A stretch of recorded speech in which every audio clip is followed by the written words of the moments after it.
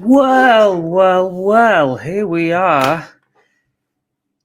Finally, after 14 months of doing this thing, we finally reached 1,000 subscribers. It kind of doesn't really settle in until I start to remember that my son turned to me after I did the 100 subscriber video and said, "Do you think you'll ever get to 1,000 subscribers?" And I said, "No, I think I'll get to maybe 300. There we are, 14 months later. There we are. I can't believe it. But this isn't really about me. Obviously, my channel is my focus. But really, I'm trying to serve you, the viewers. It's what you guys want, that's what giving help, the help that I needed. If I can give the viewers it, then that's really my purpose. And my biggest successful video so far is the Tyranny of Dragons series, which I started a long time ago, and I will continue to focus on helping people not only run the game, but run certain modules. And I'm still finding my feet. 1,000, yeah, it's great. I'm really excited. But, in the big scheme of things, I'm a nobody. I'm just a silly little dad who works away and bangs stuff on YouTube, which anyone can do, right? I'm still finding my feet. And as you've seen on my channel, I have tried. Thank you so much. Oh, it doesn't give you names. Put your names up. 2 people there. Yeah, I am trying to help people out, and that's all it's really about. I've tried all sorts of different things. I've played the shorts game. I've played the live streams and the interviews. I've done all that, and it's just like it's difficult playing this YouTube game, basically. Thank you. Some more D&D lunchtime adventures. Exactly. Yes. Yeah. Things like that. Having to do the community posts and the regular uploads, and this is my main channel, but I do have 4 YouTube channels that I am trying to play spin. But yeah, that is true. I do enjoy that. And everything I do gets some response, but not the response you want in the back of your head, But to hell with it. I got to 1,000 off not doing very well. And so therefore, I'm quite content to not do very well into the future and get 10,000 people eventually. I'm spending money on these products to try and give you, the community, the insights that I would want as a passive viewer, because I'm bad with money. That hopefully my being bad with money means that you can be a little bit more wary and look into products and think, you know what, I'll give that a miss. I'm just stupid. I just jump in. It's new. And these books, as my son loves to point out, when was the last time you looked in them? And a lot of the time, I'll make a few videos on them, and then I'll never look in them again. I was going to buy Candlekeep Mysteries twice because I didn't know I had it, and it's sat here on my shelf. And I've messaged the you guys in the community before, and you do the same. Sometimes you just don't even know what you own. Well, anyway, I have got a little point to this live stream. We have 2 little questions, silly questions that came up, just for fun questions. I did get asked what class are the people in Scooby-Doo, which I see I've spelled do wrong. So as much as it was a funny little question, I've done a very little answer. Well, Scooby-Doo, I don't know if you'll see if you can comment if you'll agree or not. But I think Scooby-Doo is probably a rogue because I pictured him on his little when they do that. And he's a dwarf as well because he eats all them big Scooby snack burgers. And I was wondering whether you thought Shaggy would be a bard. I found him quite difficult.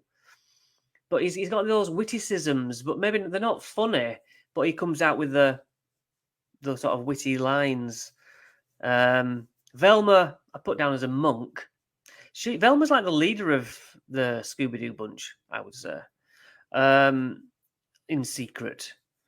She's the brains, at least. Fred, I think he's supposed to be the man who's leading the bunch, but he's boring. He's just a boring dude, so he's a paladin for sure. And Daphne is like the pretty girl, supposedly, but she's a fighter. You know, she doesn't overly perform, but she does what she needs to do. So that's that question answered, even though it was just a bit of fun. As was this question: can a Goliath barbarian use a halfling as a weapon?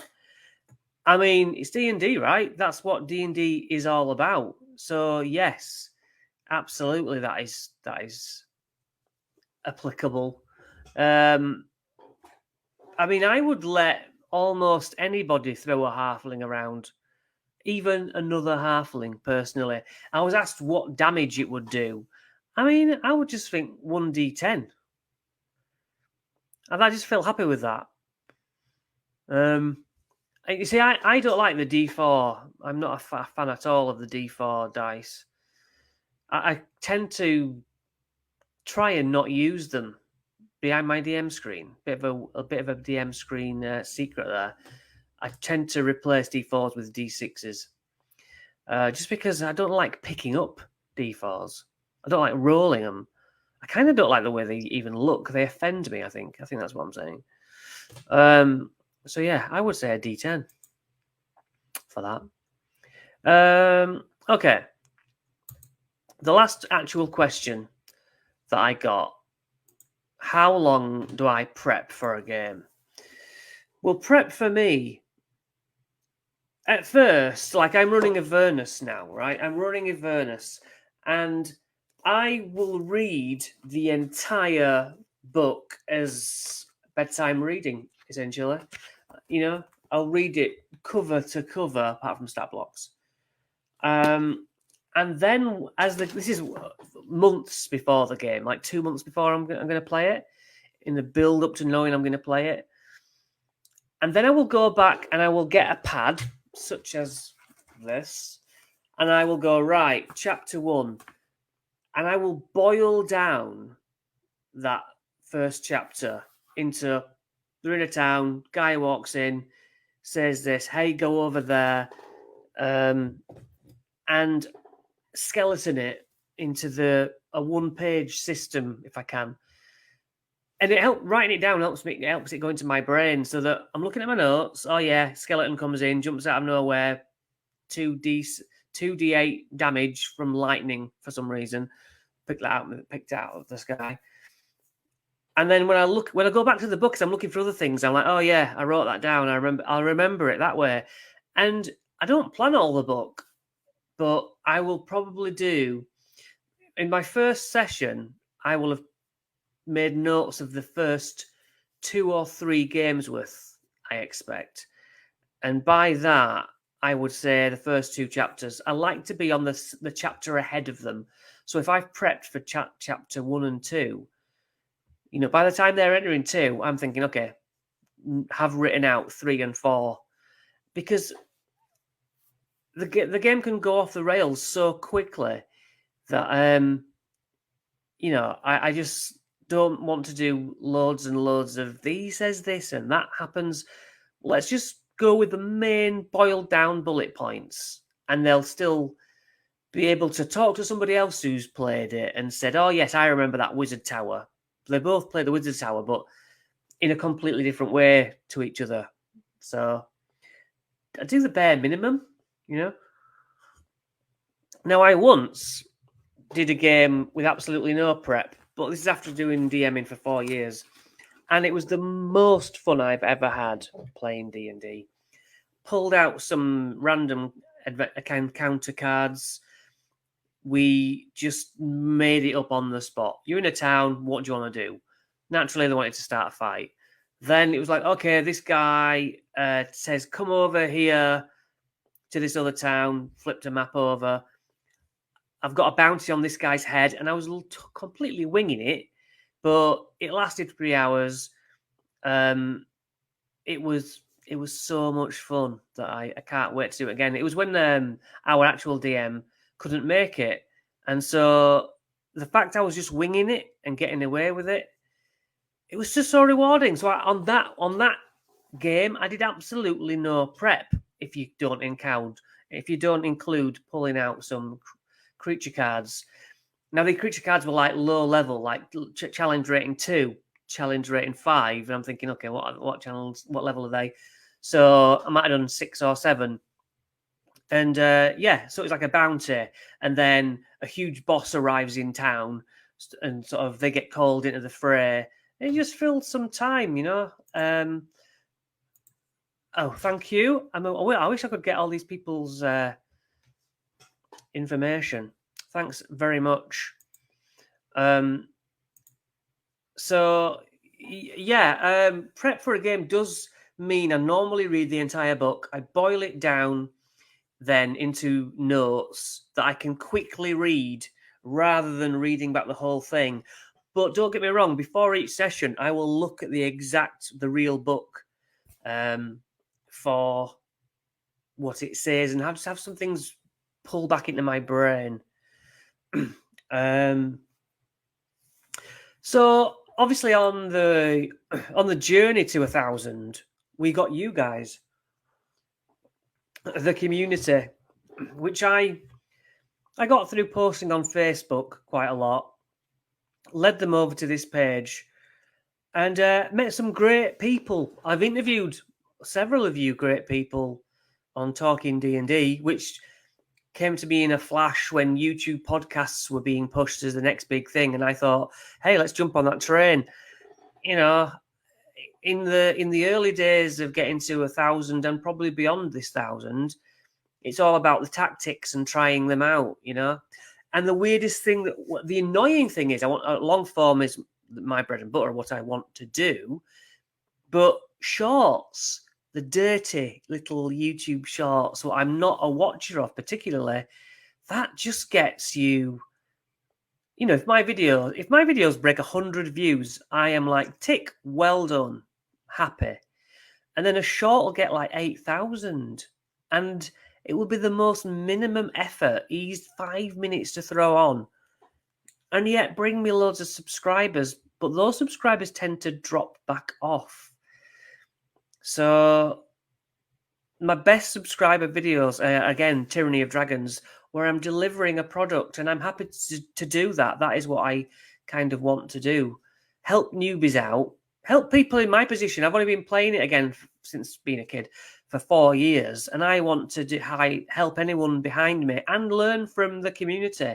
The community are better painters than me. They're better map makers, and you all have your own tips. Any of us could be on this side of the camera. Guys might even have YouTube channels, and more power to you. I will always support the community and other players. I adore this game. When I'm at work and I'm doing my boring job, my mind is completely focused on D&D, and that's how I escape the world. And I have a nice little world, but yeah, that's how I escape any time that my mind is in risk of being bored.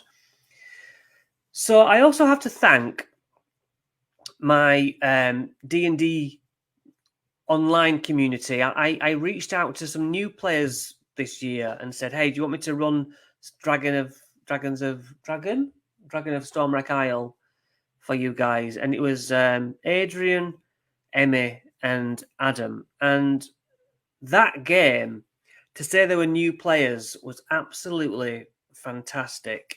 Their role playing and their imaginations gave me such a wonderful second running of Waterdeep that I am very, very thankful to them. It taught me so much about being a DM, more so than my home games have. It's just adults, I suppose, a group of adults rather than mostly kids. Now, my current game, running Avernus, it is, apart from me, and there's a mum what brings her kids, but it's 4 kids, including one of my own. I say kids, they're teens, okay? But it's all talking about D&D rather than playing. I'm stood saying the characters said this, and they'll just be talking to each other about it and not really, or talking about what to do and what things, you should try this. And it's like, just play. I can't believe it's quite infuriating. Completely different to playing the super involved adult game I played. But it's my son and his kids. If they're enjoying it, and they are, that's all I'm there to do, really, to serve the game. So most recently, I got Loki battle maps, come back to me and say I can review their products, as I had been doing anyway. That was such a massive tick for me on this journey. You know, getting free stuff, ka-ching, you know, who doesn't want that? Like I say, I spend so much money on these damn D&D products, especially this half of the year. There's been loads coming out.